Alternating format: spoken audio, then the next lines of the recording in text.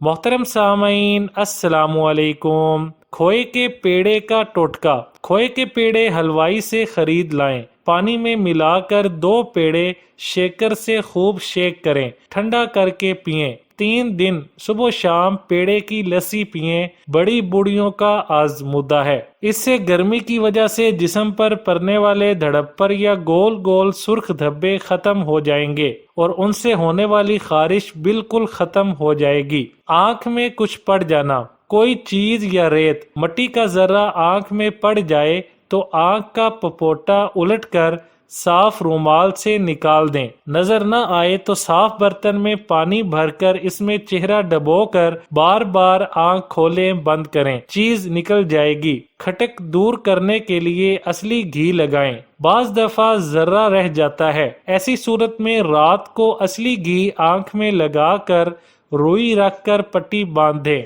सुबह को निकल आएगा। आंख में बाज दफा पकाते वक्त घी या तेल की छींट चली जाती है, इससे आंख में बेहद जलन होती है। थोड़ा सा चूने का पानी और नारियल का तेल बराबर वजन का मिलाकर रुई से आंख में बार बार टकोर सी करें, जलन खत्म हो जाएगी। वीडियो अच्छी लगे तो लाइक, शेयर और चैनल को सब्सक्राइब करने के साथ कमेंट बॉक्स में अपनी राय का इजहार करना ना भूलें।